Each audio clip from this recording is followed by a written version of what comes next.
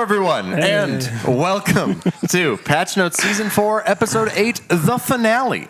Very exciting episode for you all today. We have been putting off this amazing conversation we're about to have for a couple weeks now, and it is ready to blow in all of the best ways. Wow. Yeah. Huge. Like, Exciting. Like you got that balloon like real nice and plump. Oh, that's not what I was thinking And it is pop. I know, but we're, the monetization in 5 minutes and stuff, right? Yeah, we will be monetized this week, so... Yes, or at least we will not demonetize that quickly. In any case, what have we been playing? I finished Blueprint, and we'll talk about it. But I am done with Blueprints. I have actually uninstalled it from my computer. I uninstalled it. Beat it.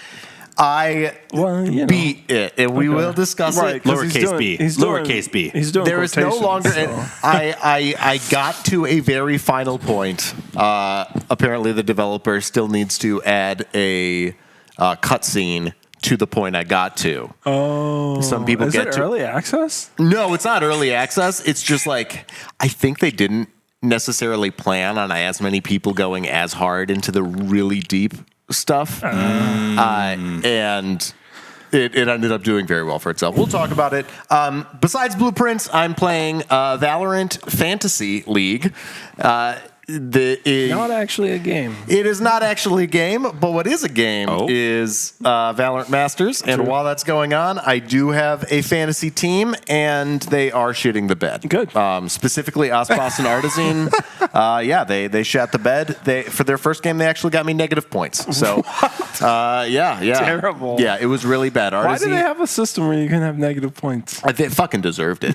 I mean, they played so badly. Ospas is supposed to be the GOAT.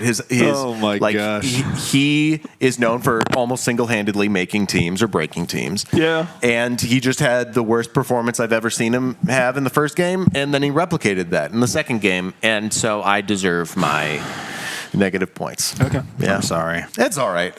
One of my guys did all right. That's good. That's good. Yeah. Always bet Korean. I mean, whenever you think you're good at it, there's a Korean that's better than you. In video games. In video games. Well, Yeah. They're not Olympic champions.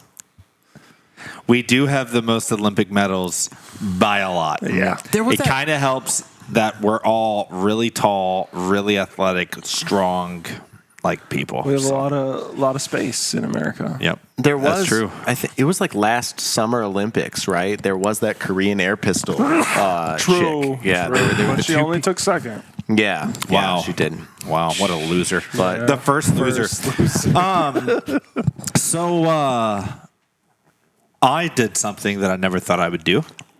I played Fortnite. Hell yeah. yes, I did see you guys in the Discord. Yeah. And not only did I play He liked Fortnite, it. I enjoyed it. Wow. And I played we played 7 games. Dang. We played I seven liked it games. while we were in bot lobbies. Yeah.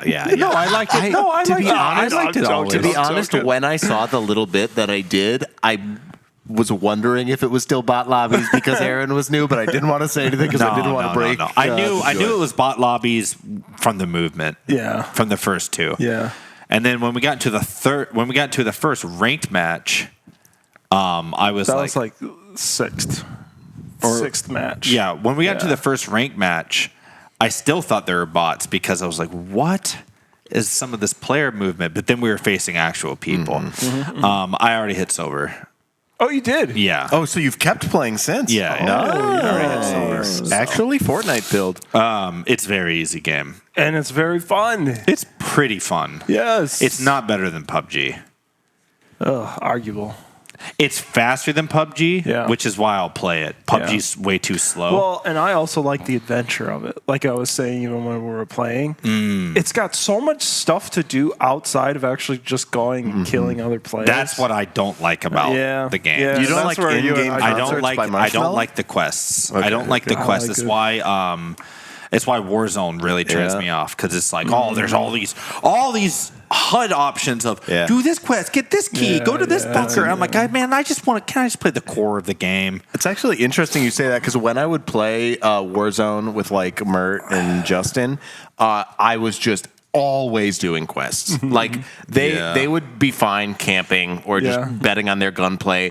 I knew that I was usually going to shit the bed there, right? So the fun I would have would be like getting all the recon and like planning for playing Ring, and then like be as strategic as I could be. And I absolutely got off on quest doing. And Mert's just like, follow me. Kills 5 people.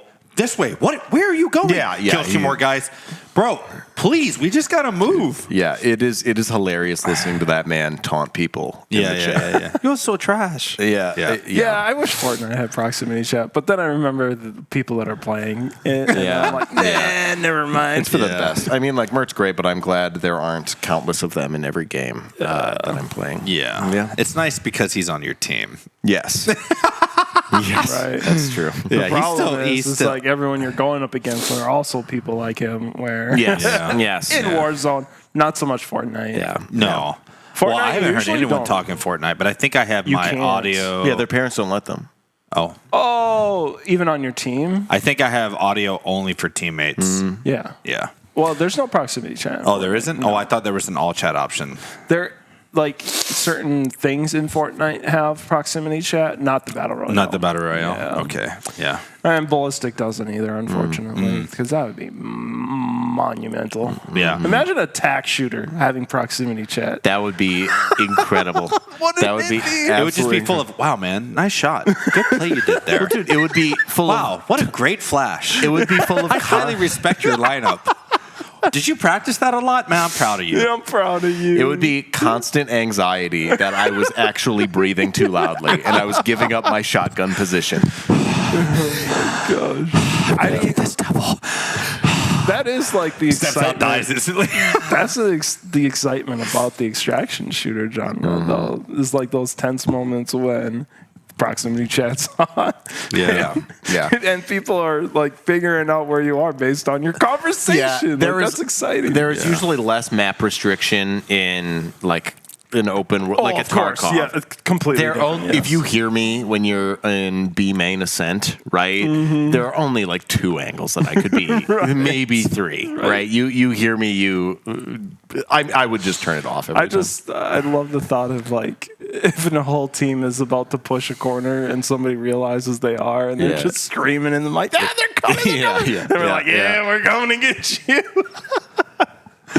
That's awesome. Extraction shooters, though, that would bring me joy. Arc Raiders, I know It's gonna be great. it's not what I've played, so. But I just have to say, I am so sad about the release date being October. Yeah, that's pretty far. That's not the summer gaming I thought the 3 of us were going to be doing. Right. Yeah. Because that's the big game that I'm planning on us 3 playing. Yeah, I am is so Arc excited we can Raiders. do Breakpoint before that, though. Yeah, but I'm just saying, like, Arc Raiders, I know you're super hyped. Some of the footage I've seen. You got to play it, right? Oh, yeah. That was a good game. I mean, there's going to be a closed beta. Is it $40? Which is- it's a I'm $40 down. game, It's right? gotta be. Yeah, so I'll have to buy 3 copies. Well, I'll have a copy. I I'll can buy have one. a copy on. Well, PlayStation. Oh, I get what you're saying. I'm going to have Well, 3 see, PS5s in the basement. Yeah, I know. Yeah. fair point. We can sign into your user on one of those, right? Yeah. And then But you I can don't just, know if I want to own it on PlayStation. I think I'd rather own it on Steam. Okay, fair enough. Yeah. That's fine. We'll cross the bridge when we get Yeah, there. we'll figure it out. Might want it on both. Have we addressed that Arc Raiders is like Raiders of the Lost Ark? No, but I thought there was like some coincidences, wasn't there? I saw on That's Reddit. too strong of a coincidence. I don't know feel. any of the lore of the game. It's just like Indiana Jones. How about the newest graphically demanding game of all time, Mario Kart 9? Oh shoot! It's actually Mario Kart World. Isn't it the 9th entry? I don't know. Mainline entry? I mean, if you count like all the times 8 has been reprinted and redone. oh, really? Oh. Yeah. It's Then it's essentially 9, right? Are you going to lawyer me, or is it 9? I mean, it's technically 9, but it's called World. All right, yeah. So Mario Kart World. Yeah, it's What do you something think? I've been playing. It's no longer the Mario Kart of our youth. It is Okay. a whole brand new thing. And I like it. And the nice thing is people that do like the traditional Mario Kart experience can always just go play 8, right? There's no way to really get 8's gameplay into 9? Nope. So the changes are too drastic. The ability to not only grind, but charge up a jump into place. The jump thing was interesting. Yeah, I could care less about the and rails. that's so that you can start the rails. But then there's also wall driving. So now you can wall drive, and That just changes You can the game. jump off of it and jump onto a rail. Like it kind of feels like light Tony Hawk's. Yeah. You know what I mean? Yeah. Like it's a rail kart game now. It's not just a kart game anymore. Now, granted, there's still a lot of racing to be done, but the technique is in how you maximize your railing. How you're grinding in it. So when I lose, I can say I got railed literally. Yeah, pretty much. That is Very a good, big David. perk Yeah. for me. Right. Yeah. So, I mean, I like the powers that they added. I think that's a lot better balance. There's more ways of dealing with the blue shell. And since it's in the item rotation, you technically have a better chance at combating the blue shell, which I really enjoy as somebody who's generally towards the top in my local group. Yes. Wow, dude, you're so good. I had They made the blue shell just for me.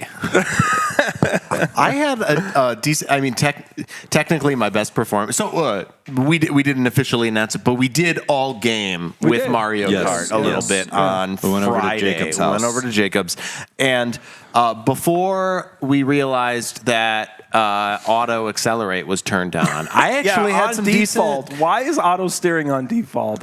That drives me Yeah, crazy. I don't know, but I actually Wild. performed a little all right Yeah. before that, Yeah. and then we turned it off, and then I think it was also the beer I'd had. I was like a few in, and they were like the biggins. Right. Yeah. Well, and they took away the cart customization, so there's So I had less. it back for a fee. No, but they'll add more carts. Yeah. For a fee. For a fee. So the cart unlocks are now just how you get your modifications or whatever, which actually, it works. It's definitely a lot easier to render for those guys, right? Right. And now that we're in an open world, the open world,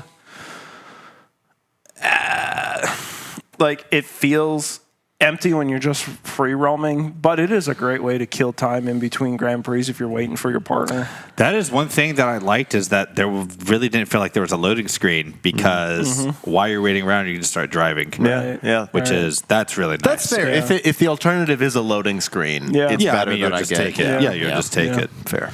Take And they've got little mini challenges, and they could add more, but I don't think they will. I think the most impressive thing about it though is how well the world map is designed when it comes to the tracks symmetry with each other, because it is a full island open world map that they have curated these tracks on. And in knockout mode, you actually drive from track to track. That's clever. Yes. Okay. And they have it's a battle royale now, kart mode, and it is so fun. It is ridiculously fun. Okay. Wait, can you build with it too? No, Like battle- no. oh, okay, But right. the battle royale we play is zero build anyway. Yeah, so. that's Yeah. Building gross. But then even in the Grand Prix mode where you have your individual tracks, it's like they've built these tracks inside of this world, and when you're free roaming, you get to just see how well they've connected everything, and it's incredibly impressive. Like the design chops that the guys have for creating this world that is all dedicated to karting and is all connected the way it is just crazy cool. Interconnected.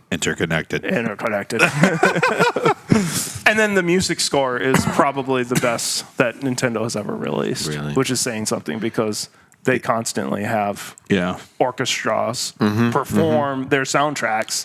Mario Kart is getting its own orchestra yeah. That is concert impressive. for sure. By the It's way, insane. what is Dune Awakening? So Dune I Awakening haven't seen or heard of is this. a new MMO survival game based in an alternate reality of the Dune series. Okay. So that's an angle. So you know how Paul Atreides Yep. is the chosen one? Yep. Well, in the alternate reality, you are the chosen one instead. Oh, okay. Fizak Sadarak? Kazak. Kazak sounds right. Yeah. It's, Kazak Hadrik. Okay. Yeah, anyways. Yeah, I can't remember. Moed Idim.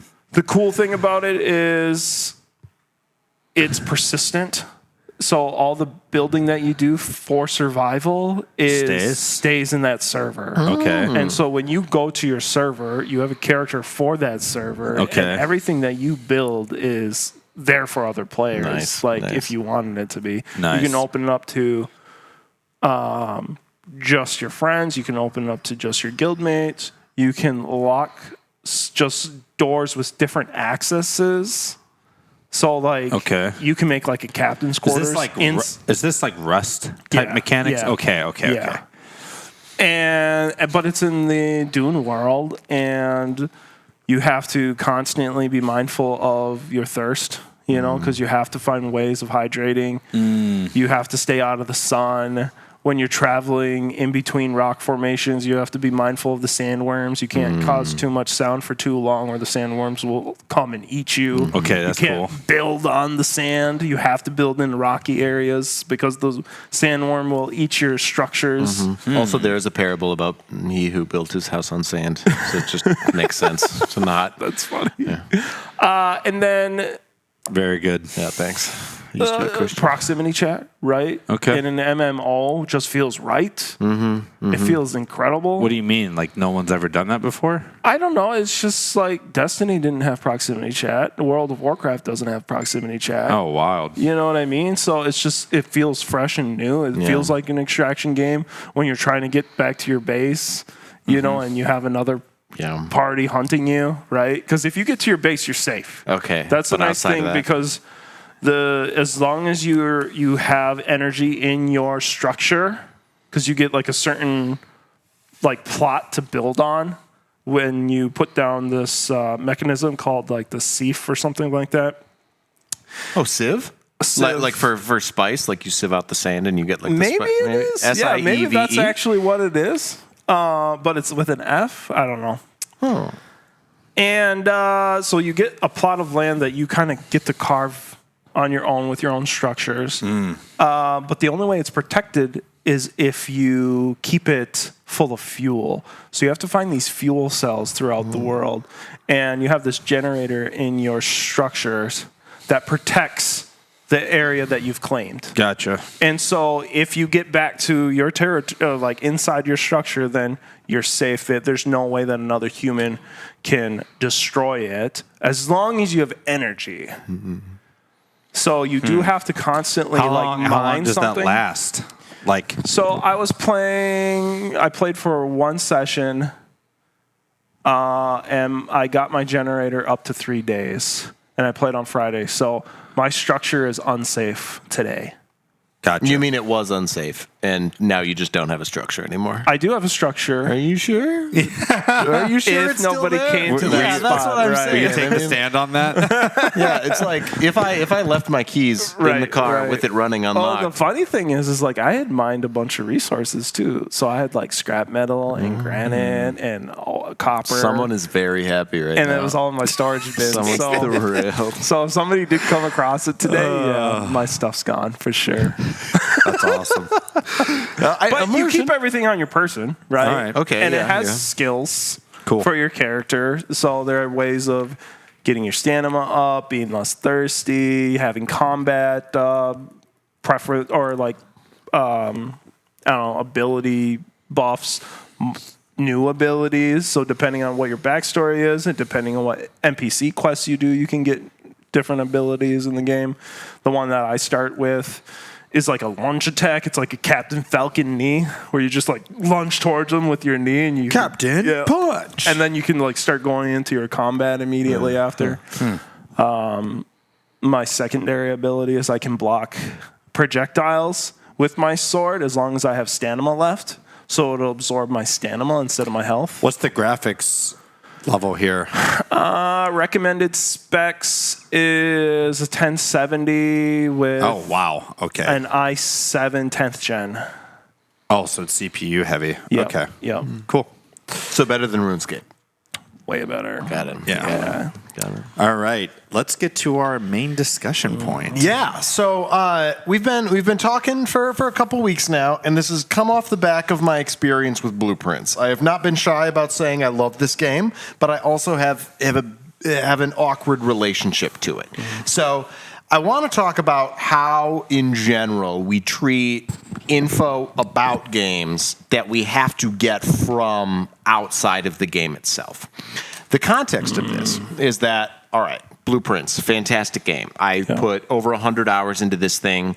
In-game days, I am over 140. That means I have started a new run at least 140 times, and that doesn't count the few times where I ended the game via taskbar because it doesn't count it as a day when I really needed to do something different. I did do that a couple of times.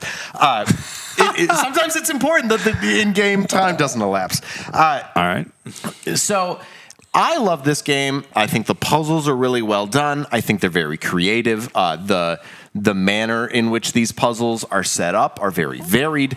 You've got like very physical ones. You also have some that you have to figure out in, for example, like a cipher in a book. So there's a book that you have to buy, and then there are different puzzles that you have to decipher in the same book. One of them needs like a certain magnifying glass item you get somewhere, and then you have to infer that on this page, using the magnifying glass, you have to rearrange the words and come up with a certain message. There are incredible puzzles across this whole game. But a lot of times, and sometimes it would happen more so when I'd already put a lot of time in on a given night, but a lot of times I would feel, okay, I've put a certain amount of time into this puzzle already. I feel like I've done pretty well. I don't really want to waste another couple hours on this. I'm just gonna Google search it. I'm gonna see what GameSpot tells me about this puzzle. Right. And like I enjoy my crossword puzzles, and sometimes when I'm like really close and I just want to end the crossword puzzle and get on with my day because I'm doing it in the morning over coffee, right? I'm just gonna look up 17 across and be done with it, and maybe I could have figured it out, and maybe it was the kind of thing I definitely wasn't going to, and so it's like a worthwhile use of my time. But I would do this more often than I was happy with myself for doing. I don't regret playing the game, but I do think there are a lot of the puzzles I could have put a little bit more time into, gotten a lot more out of, felt prouder with myself, and overall gotten a better game experience. And a lot of those puzzles I can't get back in the pure way. Right? It's done. Yeah. Yeah. Maybe in a year or two, some of them I will forget the details of. Yeah. But there are some things that relied on moments of insight. Right. Like the first time you realize, in each of these 45 rooms in the house, where there are two pictures in each room, the letter that's different between like a coat and coast is an S, and you have to write all of them down. And then when you write down all of the letters that are missing, those letters don't change from one day to another, even when the rooms themselves change. And so then you will soon see 2 words and that 2 2-letter words, 8 5-letter words, and that's a message, right? Like you have to figure that out, and there's some hints in game that's what you have to do. There's several hints in game. Most of a lot of the puzzles have multiple ways up the mountain, so it's hard to get like totally stuck if you're at least attentive to everything. Okay. But I am never going to be able to get the moment where I realize that for the first time back. Yeah, so I guess like when I read like this, and now I hear that, my point to that was the motivation to finish the game stronger than the desire to solve the puzzle. And let me extrapolate that a second, right? No one says you have to beat this game in any amount of time, right? I mean, you bought it, you own it in your library. Right. So one thing that I often do whenever I get stuck on a single player game is I'll just leave it alone for a week. I'll come back and beat it on my first try. Yeah. And that's like that decision fatigue that you don't even realize that you have sometime. But then there's the flip side of that where it was like you didn't feel like that was an option that you wanted. What you wanted was just to be done. So was the puzzle boring to you? No, the puzzle was not boring. So then what's the rush? So in a lot of ways, I am just a very impatient person. Oh, and there you go. A very impulsive person. And one way of saying this was that I wanted to have my cake and eat it too. I wanted the experience of solving all of these puzzles and getting the full experience of the game, but on a timeline that was not tied to my actual problem solving in the moment. I could have, and in retrospect, should have taken more time, been okay walking away, doing other things, and then just opening blueprints. But I was crazy about this game. Yeah. Like there were times when I would close it, want to do something else, and then a couple hours later, I'm like, well, there's nothing I would rather be playing right now than more blueprints. Like I would go to sleep thinking about some of the puzzles. And then I'd remember something, and I'd quick turn on the lamp and like write stuff down. Yeah. And like this is the guy who also looked stuff up, right? Like there are people. Zombro went in full blind. Did he know the game before? I don't know if he knew it before. Did you reach out to him to talk to him about it? I reached out to talk to him about it. I don't know the timeline of who started playing first. What did he think about it? He loved the game. Well, for all of those that don't know, Zombro is the general manager of the arcade, and he is a puzzle player, like obscenely intelligent puzzle player of all sorts of puzzle games. So he absolutely loved the game when I reached out to him the first time. Okay. And was slightly cooler on the game when I reached out to him a couple of weeks later, which reflects some of my own experiences. Okay. A lot of the early game puzzles are solvable in just a... Like they're still very difficult, but they're easier and don't need as many moving parts to align as some late game puzzles. Okay. And the game is structured so that the original goal you think you have, reaching room 46, is something you can do in a really rewarding way. Once you reach room 46, you get cutscenes, you feel good about yourself, but you are still missing some red envelopes that are like important to the plot. You still don't know what happened to your mother, which is important in the plot. You still haven't found all the rooms because you know that there's like a number of rooms in total in this. Like, so there's just stuff that you know isn't done yet, and there are clues that you haven't like pieced into a solution yet. And so there are all of these other puzzles and all of these different areas that you can continue to go through, but the amount of time that you continue having to put in to get this is exponential. Probably might be the wrong word, but isn't too far off. It's a vibe-based exponential. It is, and like there is like a little bit of a theme in the game where like there's this symbol of a spiral that comes up at certain points, and it like is almost taunting. So, like, you remember that box, the puzzle box puzzle? Like, Yeah. So, there's one of those late in the game after you have to unlock a whole bunch of different doors, doing a whole bunch of different things, and you get to this final room, and there's just this puzzle box, and like, it's not necessarily true or false in an objective way. It sets it up so that the middle box says nothing, right? And then one of them says, "This is the end of your journey," and the other says, "This is not the end of your journey." And so you choosing which box to open is you determining which is true. And if you open up it's the end of your journey, you get like this book that is important in the terms of the game. And if you open up this is not the end of your journey, it deletes your save file and the game uninstalls itself. You get a clip. What was the game going to do that? Of the guy like looking disappointed because he opens an open box, but then you see your character like get eyes really wide when he looks in the inside lid of the box, and then you're back in there and it's like this spiral.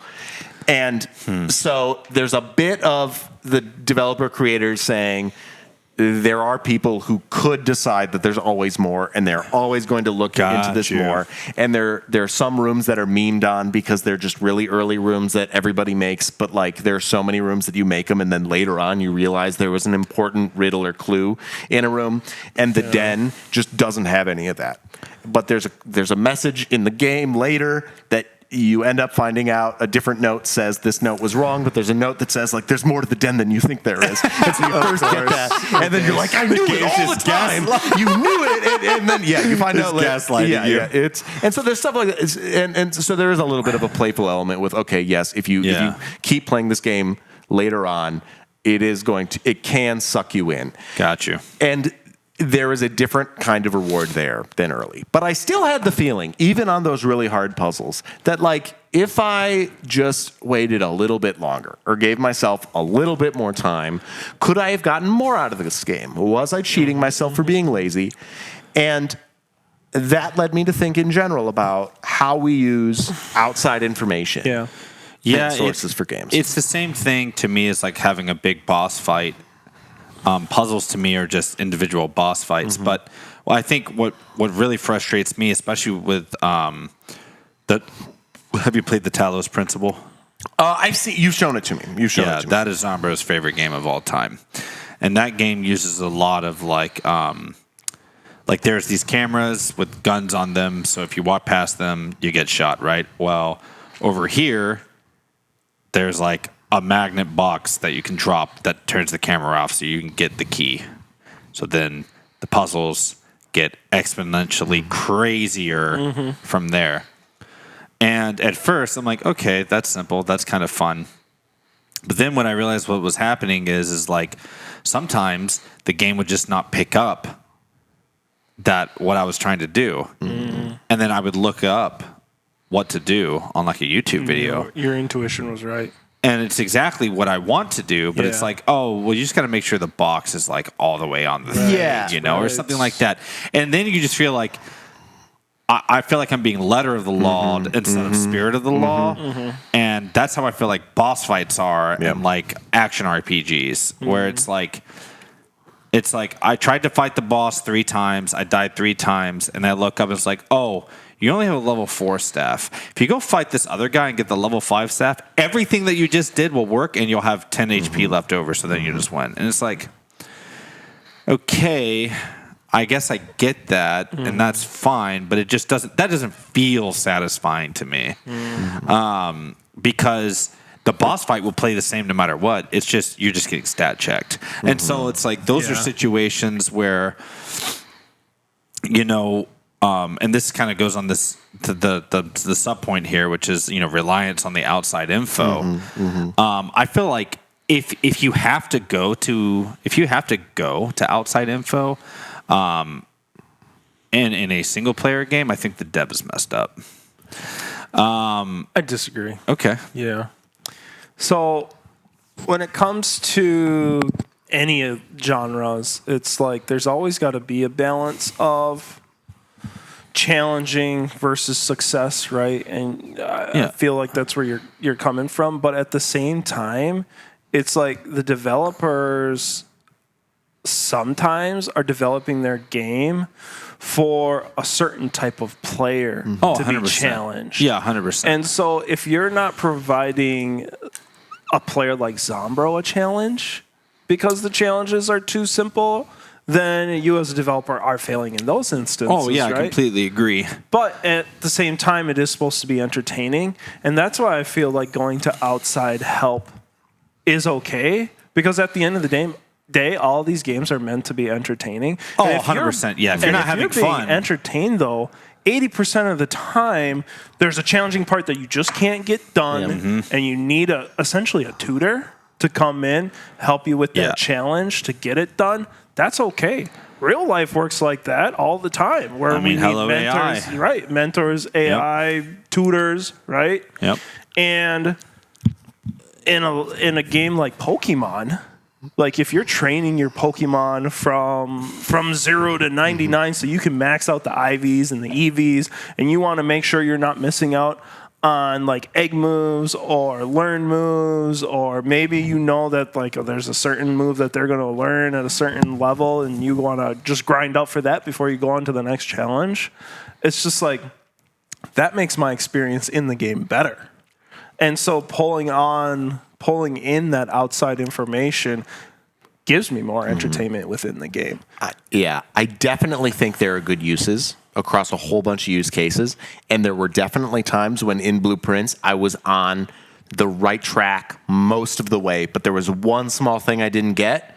And you were just blind. upon looking at it, I'm like, oh, that makes sense. Like, I don't feel bad that I didn't get it because I Right. did. I had the right idea, but I didn't take into consideration this one other thing.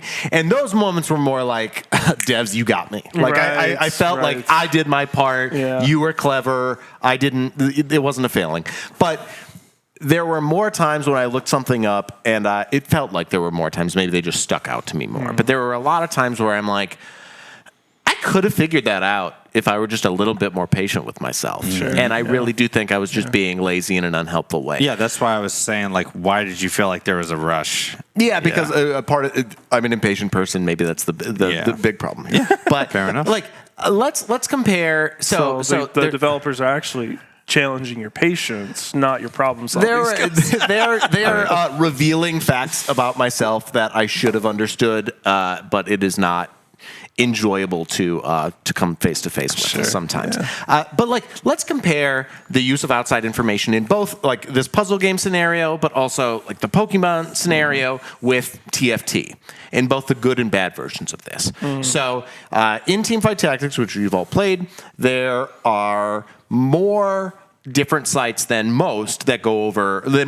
that go over stats for certain units. And Tactics.tools is like the best example of this, where not only do you just get good insight into what comps are good as said by high-level players, but there will be very specific data on the delta when you use this unit in this composition with this item as opposed to this unit in this composition with its that filtering item. abilities are incredible. I mean, you can basically, if you can think of a situation, you can filter it. Yeah. And that is very cool. But it also allows a certain type of player to make almost every decision Based off of data. based off of that data. Right. Yeah. And there was this. And that's not fun. It isn't fun, but It's not fun. in competitive PvP. Well, that's there's you know I guess. it's not fun, period, because you're Right. not even playing the game anymore. Right, you're not. You're just reading You're data. just and reading the using data and then probability. inputting. Yeah. You even have the use probability. It tells you. So you just. I mean, you're one step removed from just creating a script that You're just just a takes, body for the bot. Yeah. At that point. I mean, you yeah. are, There right? If are you take people- the decision making out of it. There are people who are not here to defend themselves, but would say something like, what I appreciate, and maybe they're just lying when they say that, but like, what I'm doing is I'm identifying in the beginning that I got a component that conduces to this long term. Okay. And I am confirming that I'm playing to the best possible strategy, and I enjoy ranking up and poning these noobs, or like a kinder version of that. Sure. And they will tell us something like, and I don't feel bad about my decision. I want to know if we think they're making a mistake by their own lights. Like, are they Well, just lying to themselves if they I would say say they they don't also hate? they still have to manage their economy. They still have to decide who's playing what. But when an augment comes up and you're supposed to make a choice, but the thing that you do is you just go to the website and go, what has the highest win rate? Right. With what's on my board? Yeah. I mean, that's what I don't like, is that it can tell you information to such a degree. Yeah. I wouldn't even care if I could just know, like, okay, what augment out of the three is the highest win rate. That would be fine, because that actually doesn't tell you a lot if those augments have nothing to do with what you have on your board. But it's the fact that you can slot what's on your board Right. with the augment. Now it's just too much. I think augments are an interesting case, though, because Riot is cagier about the data for augments than they are about other aspects of the game. Like, Right. Mort's commented that, like, they try not to make most augment data available, Right. Because that's almost their red line, I where see. they say, Yeah. we know a lot of you are going to Yep. be Stat Stevens about the rest of your game. Sure. But when it comes to augments, that is a time for you to, like, put on your big boy pants or your big girl pants and make a decision based on your reasoning faculties rather than just Well, being I'm able to surprised look you it up. didn't use the nuclear version of this argument. Chess, Where the ultimate puzzle game that is also multiplayer, Yeah. which does not have to be played by a human at all. Bots can just play it, Right. and you could just sit there and look over and have the bot tell you what to do for every single move. And it's Or- like, do we find that fun? No. Yeah. Alternatively, you could use those vibrating anal beads. Were you guys up on that? Only alleged, never proven. That's true. It is hard to prove vibrating anal beads, but highly. Yeah. I don't know how highly plausible. We're also going to get sued for slander by. We didn't mention any names. No, there's no names to be mentioned. It was that one time I used them in that one local tournament. Yeah, Insane. yeah. See, Yeah. suddenly. I did that for Smash Brothers. Oh yeah. Like Get the vibrations. like anything that would vibrate in your Yeah, controller, yeah. you just also. Plug it in Yeah, yeah. Different strokes for different folks. Taking Smash to a whole new level. But I would just say that, like, if you're playing, even if you're playing competitively, anything that the dev doesn't give you first party shouldn't be part of your repertoire. So I don't use any. Pokemon competitive play is gone. Yeah, I don't use any of the tools for any of the TFT stuff. I don't use them at all.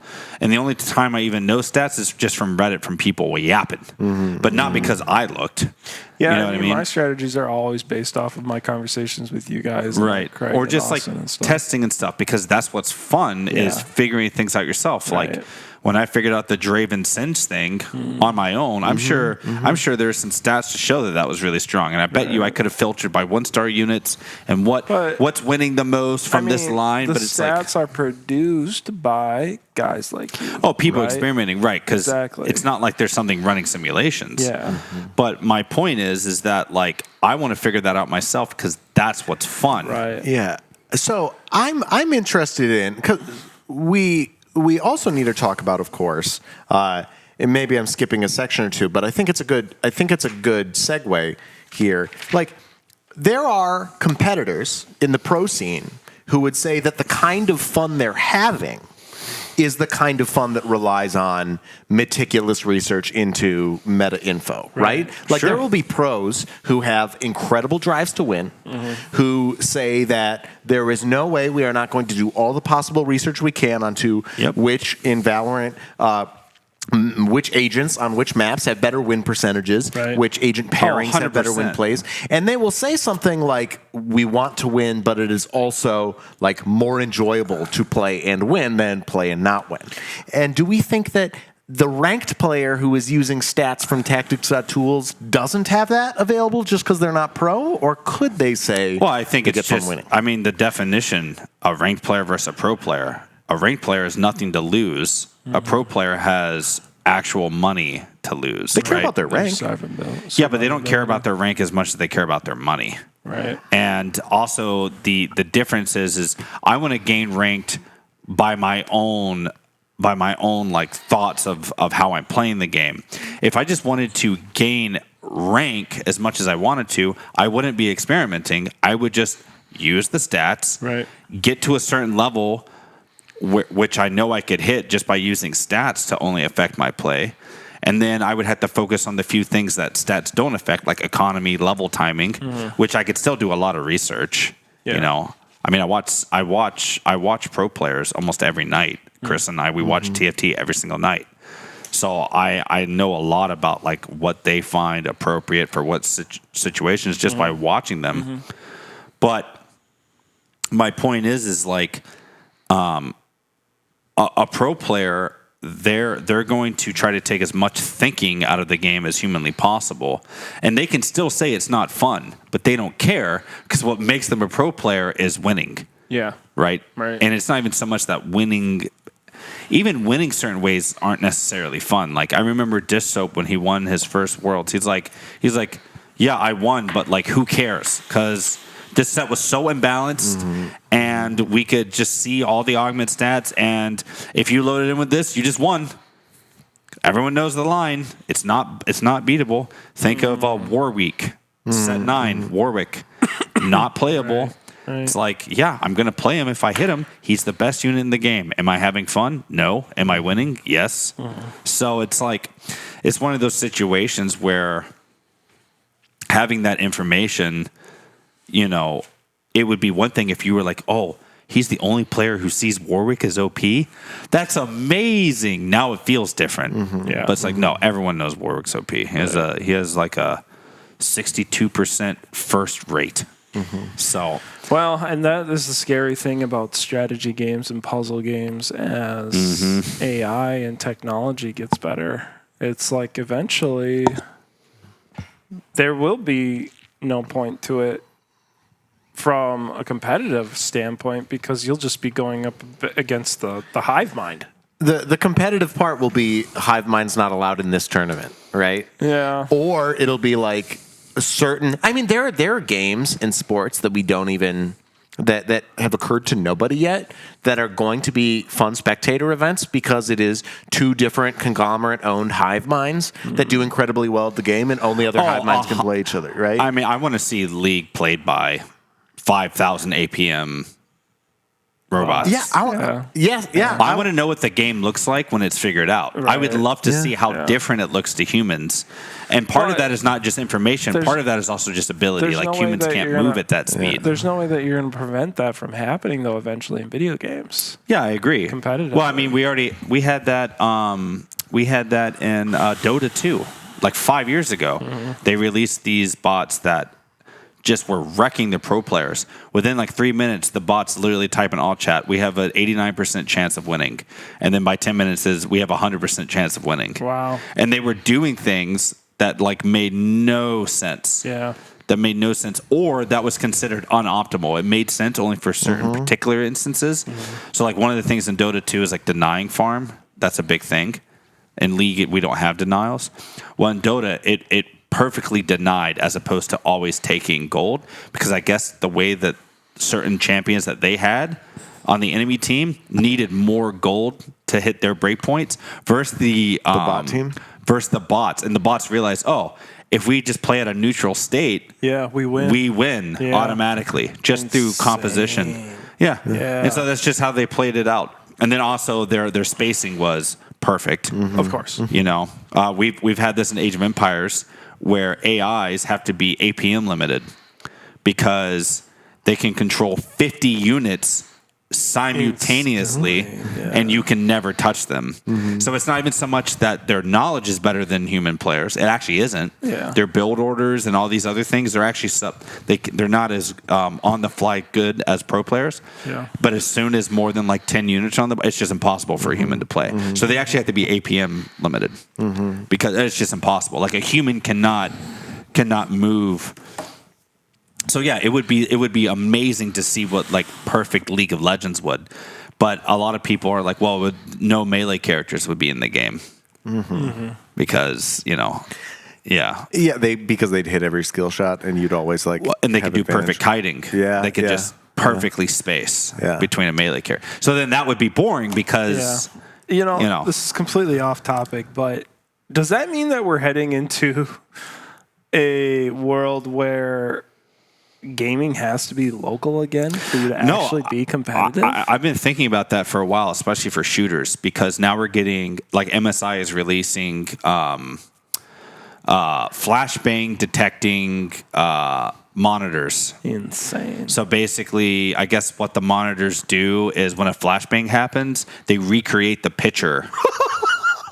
So you don't They recreate the picture so you don't get flashed, and then it somehow like takes the mouse movement, and so then it like gives you like a soft picture. Obviously, you can't see the people in front of you, Right. but you can get a vibe of what it looks like. You'll still know where the most likely angle they're going to Yeah. be. From Yes. this. Actually, I don't even think that's the most broken one. The most broken one is the League one. If someone appears on your mini map, Right, you it know will exactly alert where you. you are. It alerts you You're right. with an arrow Yep. of where they're at. Yeah. The monitor is doing it, Yeah. so there's absolutely nothing Riot can do Right. There's on no their way to end. detect it in game. Right. I mean, there's no reason these monitors can't start tracking every single cooldown. Right. You know? And, you know, there's going to eventually be an open source where you can start downloading this new firmware to your monitors. Yeah. Yeah. If it becomes almost ubiquitous, they might just have to incorporate it. at some point, Well, right? Would they ever change the state of the game because so but many again, people that would gets boring though. You're just taking away more and more agency from the player. The player is doing less things now, Right. and it is one of those situations where jungle timers in League of Legends, Riot just added those into the client finally because if you didn't have them, everyone else did. I don't play with any third-party tools, but I learned from hosting as many LANs. I'd say 15 out of 20 did, and they had jungle timers. People had flash timers built into the game via a third-party installed tool. Right. You know, and Like they Overwolf. don't even think it's cheating. They're like, "What do you mean? Right. This is like normal. It's Everyone, a tool. Yeah. It's a tool. It's an Right. overlay. It's a tool. It's a tool. You're not trying hard enough if you don't have it. Exactly. That Right. is their mentality. Right. Yeah. And so Because somebody else is using it to win. Why shouldn't I? right. Yeah. And if nobody else is, you should get credit for being innovative, right? Well, I don't know if they ever. So say I that. started I don't banning know. these tools. I started I mean, banning unless you these develop tools. yourself. Like At in LAN. non-game worlds, that's I obvious. mean, you should, right? I mean, that's Yeah. full competitive integrity. I would never allow anyone to use the crosshairs on the monitors that we have here. Right, right. No, absolutely not. I remember back in high school, there was this one kid who was notorious for using masking tape on his big screen. Oh, yeah. He masking taped where his throwing knife in COD would go. So he always... That's what those crosshairs. Yeah. Yeah. And he was, I can't even remember who it was, so he's clearly not that legendary because I don't remember the name, but I he remember is. there was a guy. And he was being innovative, purportedly. Right? You know, one thing you have here in the multiplayer versus single player matters, and I know it was coming out. It was more or less coming out to this whole topic of inside info, outside info, inside games. But when I was thinking about like in the multiplayer side of things, for me, and this is slightly off topic too, maybe, but you know, I put in here avoid being the weakest player on your team. Yeah. I was wondering, like, in the context of single player versus multiplayer, Yeah. right? Like, when I'm talking about blueprints, I'm talking about, like, are there things I owe myself to play the game right? But in a multiplayer context, it's like, well, Yeah. are there things I owe to my teammates? Right. If I am just jumping into a ranked match without warming up and without being on point, knowing that I'm probably going to underperform, I'm going in almost knowing I'm going to be the weak link, right? Right. And in one sense, I could say, well, that's the ladder, baby, right? Right. Like I get weak links all the time, you know. I want to play ranked, but in another sense, it's like, okay, treat others how you want to be treated. Right. Queue up Yeah. in the way that you want other people to be queuing up in your game. So yeah, you do. There's wanting to avoid being the weakest link, in part just because you know you're going to have a terrible time if you go in there and you're going to be bottom fragging, right? Somehow I still play competitive games at all, knowing that that's still going to happen like 7 out of 10 times. But yeah, so put yourself in a situation to get better. But also then, yeah, like if you think that the best way to avoid being the weakest link is to, Use outside information. that overlay. and Right. Tools. yeah, like, Yeah, it's, you know, I put that there, you know, mainly as like for competitive multiplayer stuff. You know, you try to be the weakest link, and so sometimes, you know, even if it's not your flavor to use outside stuff, you want to do that. But also, you can do it just through contributing through your own personal attitude.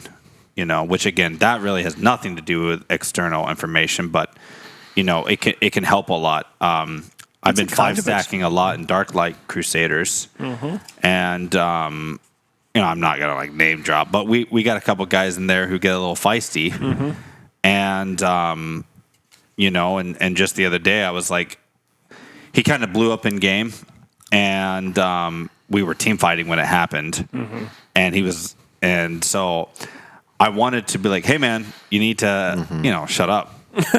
But I didn't. I just, you know, let it go. He was in a much better mood later in the game. But as soon as the game ended, I said, hey, I just want to say this now because I didn't say it in game because I didn't want to cause any more like, you know, kerfuffle. You can't do that. You can't do that in a team game when there's team fighting going on, you know. So make sure that, you know, if you feel like that again, you know, I don't know, whatever you got to do, but that can't happen. Yeah. Bottle it up. Yeah, bottle it up, mute your mic. How You know, did like he respond to that? with silence. yeah.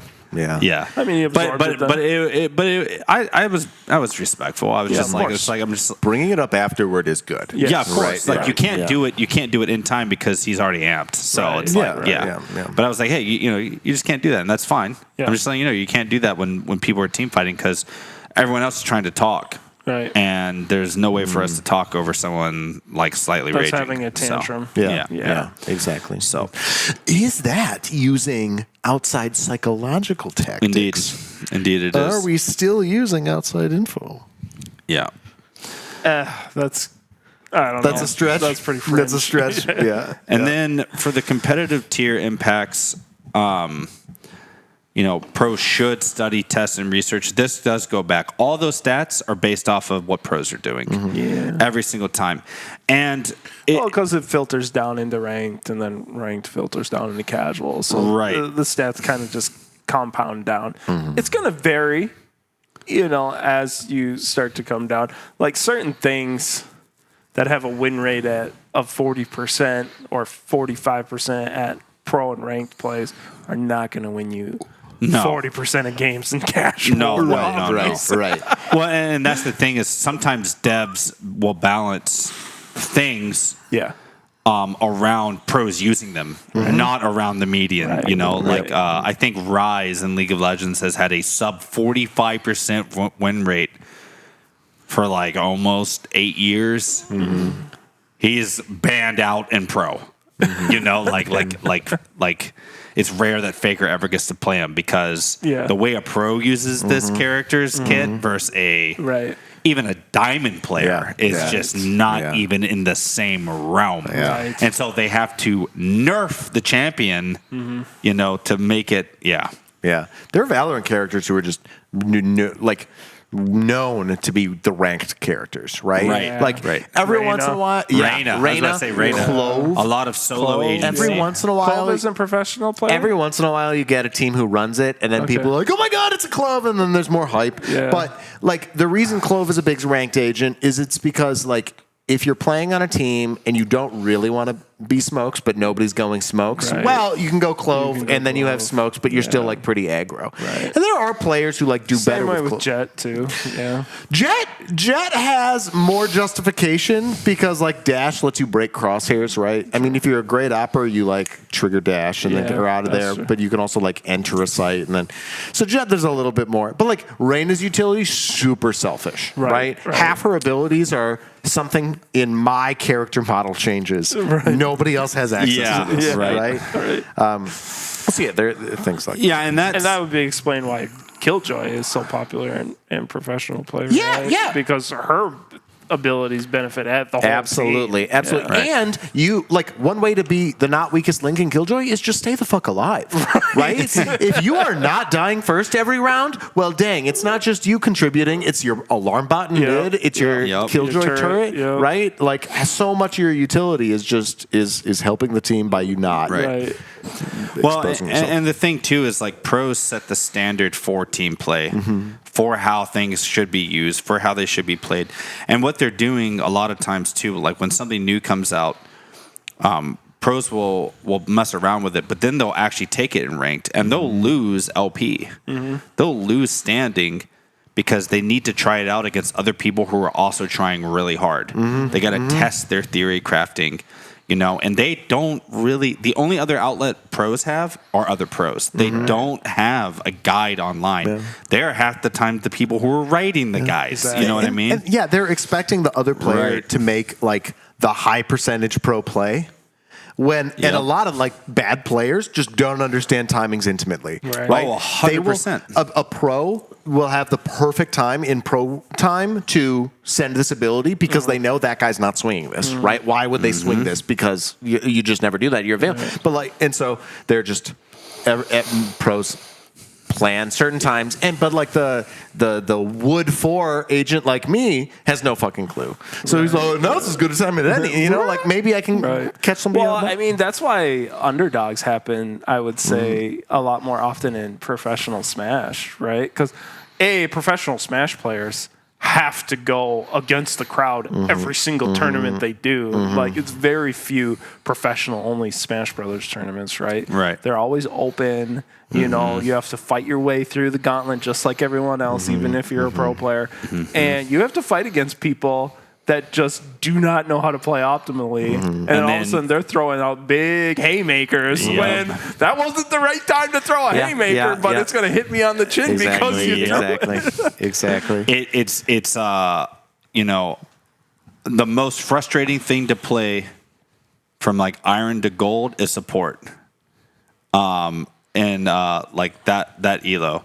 And then you go no, hang on. It's super broken and like lower elo in league. And then you get to like that elite level of like diamond to master. And it's super hard to like carry yourself out. Wait, I'm sorry. It's backwards. I apologize. Really hard to play support when no one knows how to engage off of you. Right. And then you get to like pro play and they're like, this is the easiest. It's the easiest position in the game. And also, you're also paid the least as a support player because it's so easy because all these pro players, they can see what you're trying to do. Whereas like in lower levels, like you're like, what? I stunned him, just kill him. Right. And then the ADC's over there like, oh, I need... It's like, yeah. Right. Yeah. That's why the supports are usually shot callers, though, aren't they? Yeah. There's also a lot less on their plate. Like, yeah. So... That'd be why controllers are generally shot callers in Valve. Too, Control right? a lot of it's actually kind of interesting because like in a lot of metas, the controller is, or like controls often are, but like now there are a lot of initiators who are IGLs because it's important that the person who's throwing the flash is the one calling when we're going in off the flash. That makes sense, right? See, and when I play Valorant, because I play KO. I want to be the one that dictates when we go in, but everyone's always like, when we're playing online, everyone's like, we're getting in there right now, you know what I mean? Yeah. And so maybe I do have to just be a little more aggressive about shot calling. Next time we play, and remind me of this if I forget, and I'm not doing stuff, like hold me to account. There's the principle of like 5 mines going after a bad idea is better than like... Wait, say... Like 5 mines following one bad idea is better than 5 mines individually going after different great ideas. Yes. Right? Yes. Everybody following a bad idea when everybody's on the same page. It makes it so powerful. Yeah, it's really and strong. that's why you should never fear throwing out an idea if you know everyone's going to follow it. If everyone follows it, it tends... Because what's happening is everyone's working towards that goal anyways, and things will smoothen out. Yeah. So like one of the worst things that can happen is like 2 people say, let's rush this site.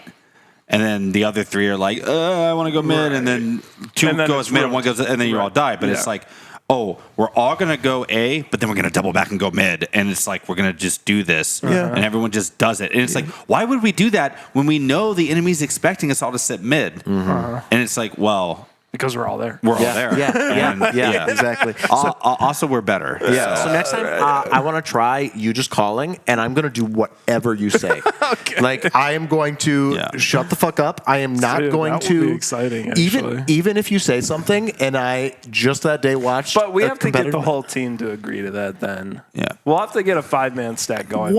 Everyone just that would mutes be their cool. mics. One, Everyone that just would be mutes the mics and play But autonomous. 2, I would still be interested in how you could like replicate it on a small scale, right? Yeah. Because even like there are a lot of times I go in playing with another person and I say like, all right, it's just gonna be like we're always gonna be on the same site, and then like 3-4 rounds in, I'm like, well, we don't have enough people on B, so like I know what I said, right? Yeah. Sometimes I just gotta stick to it and say, all right, I am your number 2, right? And when you flash and you call flashing, I will be there, right? And we could probably get Earthman in on that too. I think so. I think so. Yeah.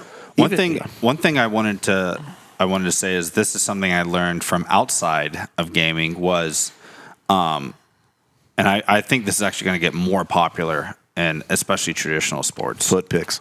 As it goes on, is this play fighting instead of sparring. So MMA, especially like UFC fighters, in the last like 5 to 8 years, people have stopped going like for full on sparring.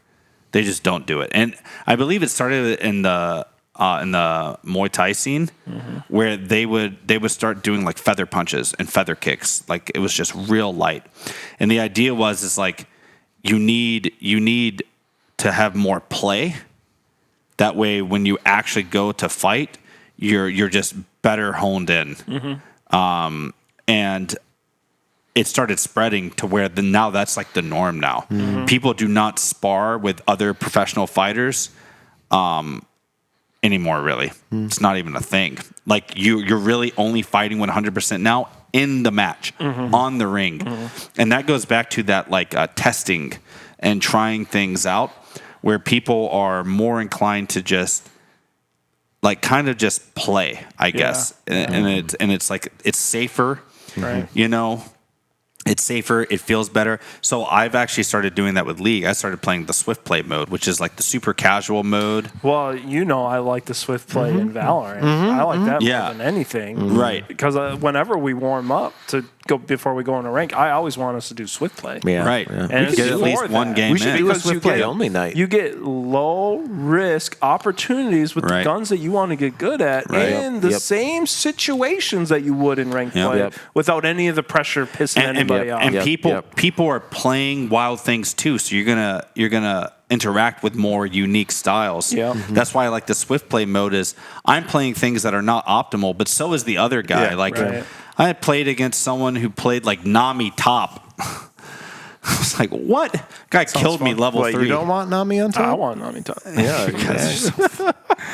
You know, but it was like just things like that are like they're just really, I think they're really healthy for like learning things and getting information inside the game. Like, oh, I never thought to do something like this because no Right. one's ever crazy enough to risk it in a ranked match. It's- Exactly. Part of it, I'm guessing, in the MMA situation, right? If I throw a feather punch and it would have been incredibly impactful, right? Yeah. If I were really throwing it, I'm less, if I'm in a training situation, I'm less feeling bad that I didn't knock the guy's tooth out, then recognize, okay, that was, of course, Right. that was a good one, right? But the point of Right. this is not to 100% each move, it's to like get my timings down and like Well, sustain. it prolongs the life of the Yeah. athlete. That's also- Yes. right? Because Yeah, less you don't injury. hate the game as much. Well, I'm talking about in physical sports. It's just like I your mean, it's all a body game. is- It's all game theory, though, yeah. right? It's all game. Yeah. Everything, all of that's a game, and it's That's true too, because the more time that you spend doing casual but still honing the craft is less time that you have in stress in the craft. right, Man. right. And the less time that you 100%. have stress in the craft means the less likely you are to burn out. Yep. Which Yep. means your career is longer. And the more likely you are to enjoy watching the younger people than you after your prime than to have a debilitating brain injury that prevents you from remembering anything from one moment to This another. is why they removed Earth Yeah. and why it's not a permanent game Head mode. trauma.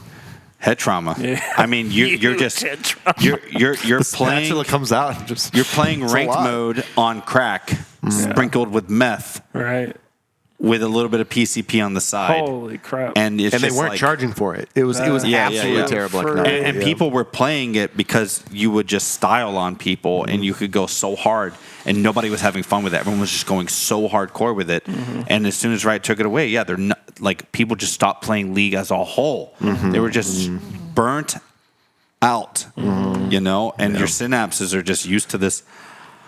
So if anyone wants to Absolutely take craziness. out Riot, just hack Earth back into the Yeah. game for a week. Yep. Everyone will get hooked on drugs. Ransomware the Yeah. servers, Yeah, so yeah. no, Riot can't get it out. Yeah. Gosh, and then don't say that we told you. That's important too. Yeah.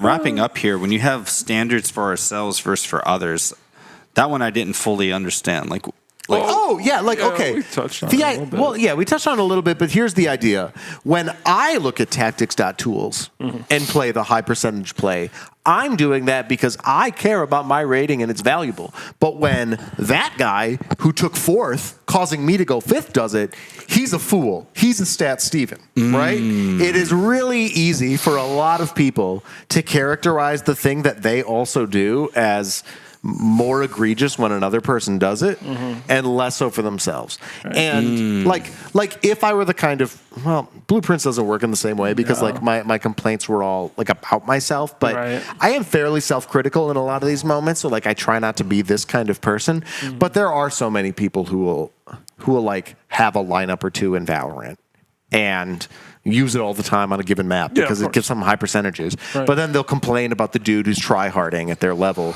because they have like a shock dart lineup. Oh, they're just salty. They're just salty. Yeah. That they haven't mastered all the same things that other person has mastered. I mean, it's the most basic. It's the most basic like thing ever. Get good.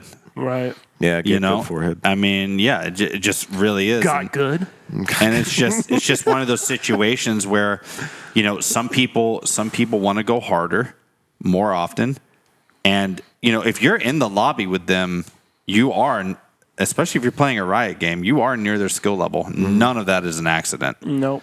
It is not. And so Conspiracy. people don't realize that. It's like, wow, you were so bad. How are you in this game? It's like, no, I'm just bad this game. Yep. Right. Yep. Just like you were bad 3 games ago when I saw you go 1-12. It's like we are the same. Yep. Your account, my account, over 10 years old, buddy. We're the same. Right. Yeah. And people think that, like you're saying, like they use this lineup, yada, yada, yada. It's like, look, man, you have information that you did not discover yourself. It's just how it plays. With that lineup. Yeah. Yeah. It takes a village unless to you're teach a tense. lineup. Yeah. Then maybe So, Yeah. So, as a parting thought, tomorrow, if I'm doing a morning crossword and I look up 17 across, am I, like, how blameworthy am I? Lesser of a man. Lesser of a man, but only a little bit lesser? Yeah, true. Okay. It depends how much you enjoyed it after you did it. Yeah, yeah. I think that's really what matters. Is like you go outside of the game, you pull in some knowledge back into the game from outside sources. Did you still enjoy it because you did it? yeah. Did you get more entertainment out of it because you did it? Yeah. Then it's not really. If you beat the crossword, do you get $100? No, I just get, like, I get a really nice New York then Times it doesn't app. matter. Then it doesn't matter like what you do. If I came to you and said, I don't care how you figure it out, just figure out the crossword and I'll give you $100, then you look up whatever you need to do. My key's getting pulled open immediately. Yeah. Now, where you feel like a champion, probably not. Well, But you'll have I tried the $100. 100% it first, and then I would, yeah. Pride goes a long way. Yeah. Yeah. So I mean, you got to remember, I just want the games $100 are before he there. changes his mind. So I want the $100 because I aced the crossword. I want my cake and eating it. Games are there to entertain you, and then ranked queues are I thought there they were there to push sell you. me battle passes. Oh, true. Yeah. Ranked queues are there to push you to have fun in a different way. or just challenge you. Yeah, and then like even more so, like I play very unoptimal characters in League of Legends in the top lane, and I really like beating people who are playing optimal setups using my unoptimal characters. Yeah. However, I only sit there and I'm only winning half the time because I know that they don't even know what is going on. And so, like, I don't even sit there going, ha, ha, ha, because I realize that I'm like, if this guy played against me just even probably one more time, he would be like, well, I already know what I'm going to pick into that now. And so I only even get away with it because there's just so many people that play. But, like, if we were doing, like, locals, I wouldn't get away with that. No. All the optimal players are just going to start whooping me, which has actually happened because I used to run lands here a lot, and I would have these off-meta picks, and then people just started realizing, wait, this is all this guy. These are his picks. We're just going to put him on meta stuff, which he does not practice, and then we know all the meta counters. Yeah, so good times. Well, this is our last episode of the season. Yeah, episode 8 finale, season 4 finale. It is June 10th when we're recording this. June, July, August. So we'll probably be back in late August. We're going to take like a 2-month break, enjoy the summer, play a lot of games, and then Arc Raiders in October. We'll be hitting that. Arc Raiders is going to really, be really huge. hard. Yeah. Hopefully one of us is streaming by then. Yeah, hopefully. Yeah. Yeah. And when we feel bad about waiting, just remember that about, like how many, 6-7 months ago, I was a broken man because I heard I would have to wait until July 2025 for Down to Down Season 2. And here we are. Here we it's are. June. Wow. So close. Yeah. And I saw an ad for Don to Don. yeah, dude, Yeah. my Discord picture is now one of Okaroon's balls. Oh, good. Yeah, but you only know it's a testicle if you've seen the show, because otherwise it's a Well, golden no, sphere. Yeah, yeah. Follow me on TikTok. How Yeah. about that? Follow Wolf Clock on TikTok. Yeah. Is it Wolf Clock? Are you or is still it doing Wolf- those little? They're new. It's all AI stuff now, and people like it more. So I'm gonna stick with it. What I do you have mean, like- one video now that has over 30,000 views. Dang, nice. What do you mean it's AI though? Like, I'll show you after. okay, Yeah. all right, all right. What if you Just edit? go to TikTok, go to Wolf Clock, and you can see for yourself. But Link it I'm in the trying description. I'm trying to do a video a day now, just of nice. something that popped up. Gotcha. Yeah, Cool. and it's just like just so everyone can stay up to date with what's happening in the gaming world. Nice. I don't have any thoughts on it. I'm just giving them the news, right? Yeah, It's fair nothing. enough. It's nothing. Just Reddit dumping. I Right, like it. it kinda Clever is, man. yeah. You Yeah, could it call kind it of is. Wolf It Clock's really beat is. Yeah. Call it Wolf Clock's B badge. yeah. All right, everybody. You guys take it easy. Adios.